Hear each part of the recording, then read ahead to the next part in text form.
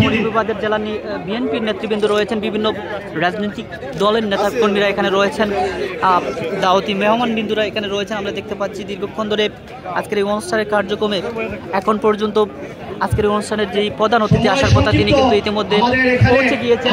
বিভিন্ন দলের নেতৃবৃন্দ রয়েছেন, আমরা অত্যন্ত ক্ষমাপ্রার্থী এবং আমার সিনিয়র নেতৃবৃন্দের নিকট ক্ষমাপ্রার্থী। আমি আপনাদের অনেকেই বক্তব্য দেওয়ার ইচ্ছা ছিল, আগ্রহ প্রকাশ করেছেন, আমরা বক্তব্য দিতে পারি নাই। আমরা এই পর্যায়ে বক্তব্য নিয়ে আসার জন্য অনুরোধ করছি বাংলাদেশ জাতীয়তাবাদী দল বিএনপি মৌলভীবাজার জেলা শাখার সংগ্রামী আহ্বায়ক সাবেক পৌর মেয়র জননেতা ফয়জুল করিম।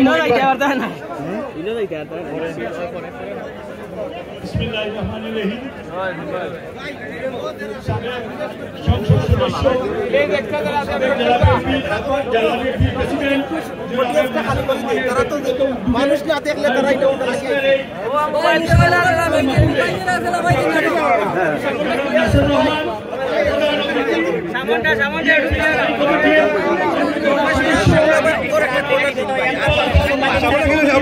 সাংবাদিক